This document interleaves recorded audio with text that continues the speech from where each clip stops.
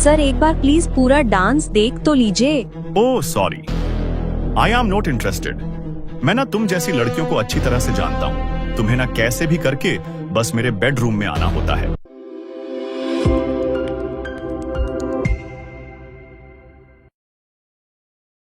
हे प्रिया। देख अंश, तू ना ज्यादा सीधा मत बन। 2 दिन पहले भी मैं तुझे मीडिया से बचाकर लेकर आई हूँ। ऐसा कब तक चलेगा यार? अंश मुस्कुराते हुए उसके गाल खींचकर, अरे मेरी प्यारी सी बेस्ट फ्रेंड, चल माफ कर दे, लेकिन आज एक पैग मेरी सक्सेस के लिए तो मारने देना यार। अच्छा ठीक है, लेकिन सिर्फ एक समझा, उससे ज्यादा नहीं। और हाँ, कल तन्वी आ रही है तेरा इंटरव्यू लेने, तो उसके लिए रेडी रहना, समझा? ओके बॉस, और कुछ हुक्म हो तो फरमाइए। नौटंकी। चल ठीक है। और हाँ, प्लीज एक एहसान कर देना, अभी प्लीज टाइम पर बिना कोई कांड किए घर पहुँच जाना। अंश कुछ सोचने का नाटक करते हुए, ओके मेरी माँ, पहुँच जाऊंगा। चल ठीक है, अब मैं घर जाती हूँ। अंश उसके गले लगकर, ओके, अपना ख्याल रखना और ध्यान से जाना। प्रिया हाँ बोलकर वहाँ से निकल जाती है।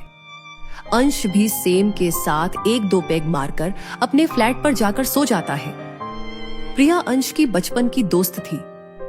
अंश ने एक हादसे में अपने माँ पापा को खो दिया था। तभी से प्रिया उसका काफी ख्याल रखती है, लेकिन उन दोनों के दिल में दोस्ती से ज्यादा कुछ नहीं है। प्रिया अंश की दोस्त होने के साथ साथ उसकी असिस्टेंट भी है। अगली सुबह तन्वी अंश का इंटरव्यू लेने उसके स्टूडियो पहुंच जाती है। अंश काफी स्मार्ट लग रहा था। उसने black jeans with white shirt पहनी हुई थी, जिसमें वो काफी स्मार्ट लग रहा था। तन्वी अंश के सामने बैठी थी। सो मिस्टर अंश, जैसा कि आप जानते हैं, आपको इस बार फिर से बेस्ट कोरियोग्राफर का अवार्ड मिला है। कैसा लग रहा है आपको? जब आपको आपकी सैलरी मिलती है तब आप कैसा फील करती हैं? तन्वी हैरानी से, मैं तो उस दिन बहुत खुश हुई पियो। ठीक उसी तरह ये अवार्ड मेरे लिए मेरी सैलरी है। होप आप समझ सकती है कि मुझे कैसा लग रहा होगा। तन्वी हल्का मुस्कुराकर, हालांकि उसे अंश के जवाब पसंद नहीं आ रहे थे, लेकिन वो और कुछ कर भी नहीं सकती थी, क्योंकि अंश का इंटरव्यू लेना उसकी मजबूरी थी। तो अब आपका क्या प्लान है? क्या आप अपनी फैंस के साथ कुछ शेयर करना चाहते हैं? फिलहाल उनके लिए यही संदेश है कि 1 हफ्ते बाद उनका ये प्यारा सा अंश बेदी भोपाल आ रहा है आप सबसे मिलने। तो जो भी मुझसे मिलना चाहता है वो मिल सकता है। भोपाल शाम 5 बजे। धानी खुशी से उछलते हुए, माँ माँ माँ माँ, सुना आपने? अंश भोपाल आ रहा है। मिसेस अग्रवाल उसे शांत करवाते हुए, अरे बस बस, सुना मैंने।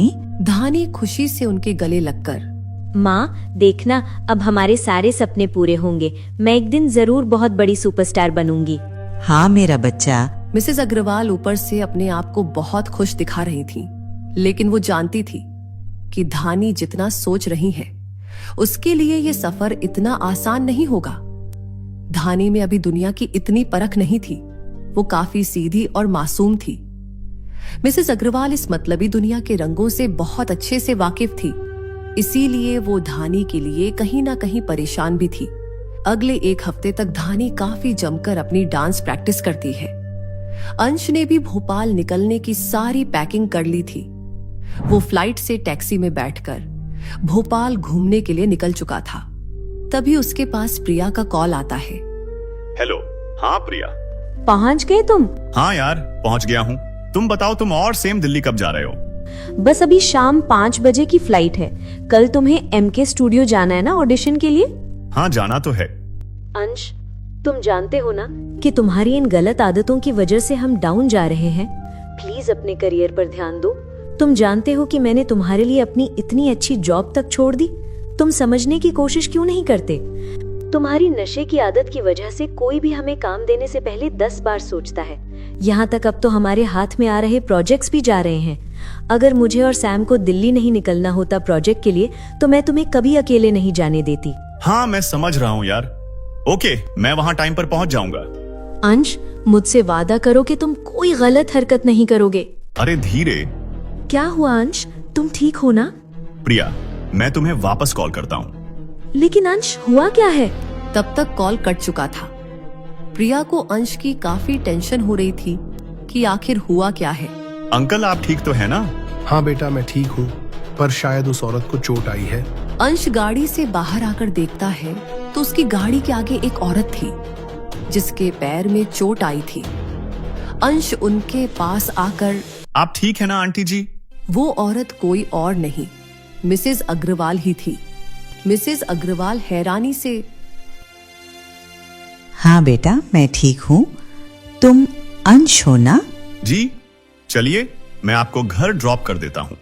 नहीं नहीं बेटा मैं ठीक हूँ, बस हल्की सी चोट है, ठीक हो जाएगी। तुम्हें काम होगा ना, तुम जाओ। आंटी कोई भी काम किसी की तबीयत से ज्यादा जरूरी नहीं होता। हाँ मुझे काम जरूर है लेकिन अभी नहीं, शाम को तो इसीलिए आप चलिए, मैं आपको घर ड्रॉप कर देता हूँ। तुम नहीं मानोगे ना? बिल्कुल नहीं। मिसेज अग्रवाल अंश के साथ गाड़ी में बैठ जाती है। ड्राइवर गाड़ी चालू करके मिसेज अग्रवाल के बताए हुए एड्रेस की तरफ गाड़ी बढ़ा देता है। आप कहाँ से आ रही थी आंटी जी?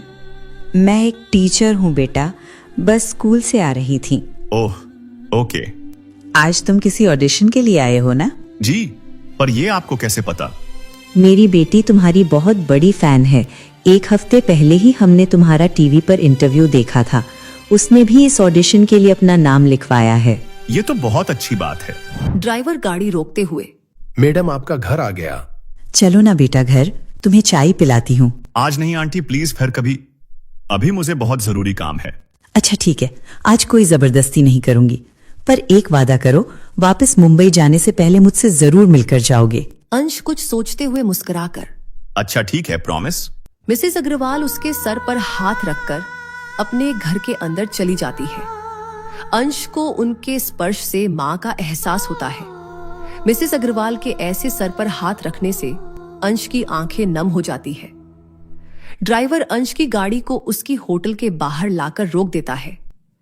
अंश अपना बैग लेकर डायरेक्ट अपने रूम में चला जाता है, क्योंकि प्रिया ने उसके लिए पहले ही होटल में रूम बुक करवाया हुआ था। शाम के 4 बज चुके थे। अंश प्रिया को फोन लगा देता है। प्रिया 2 ही रिंग में फोन उठा देती है।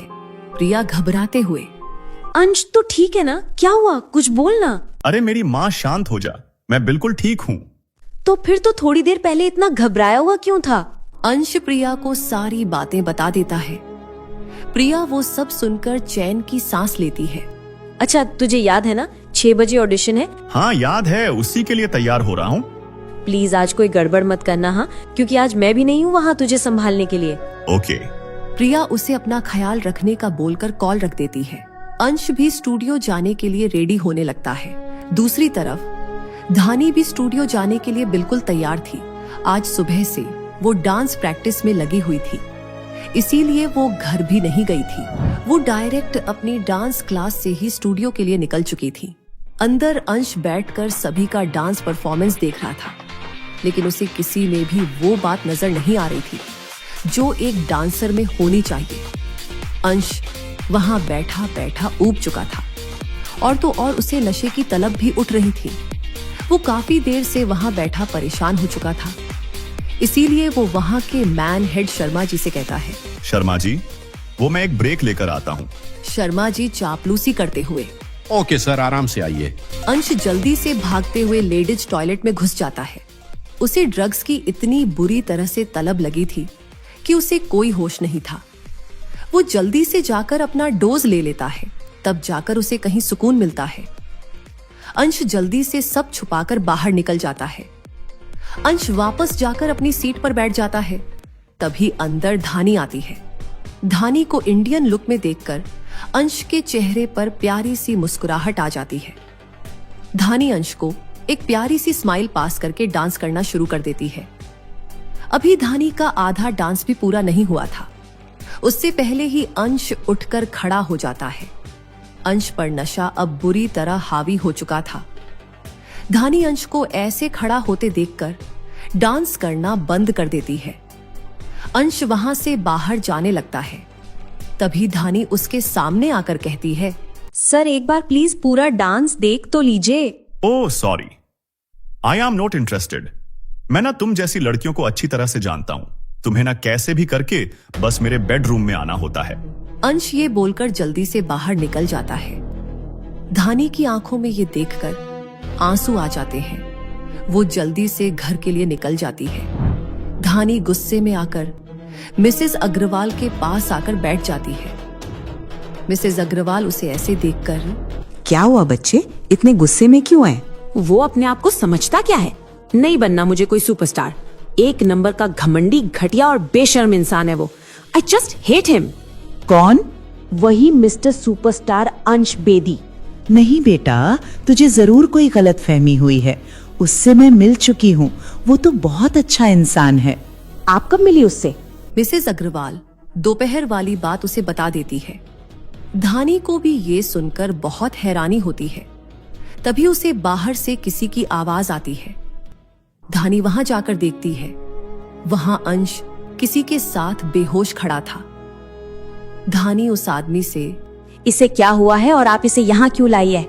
मैडम, ये नशे में है।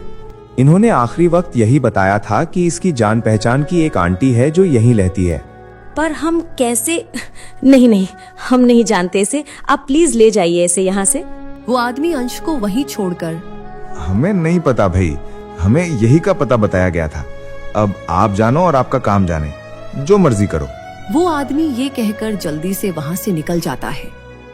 धानी उसे पीछे से आवाज लगाती रह जाती है, लेकिन वो आदमी बिना सुने ही निकल जाता है। धानी अंश को देखकर मुंह बनाते हुए, अजीब मुसीबत है यार।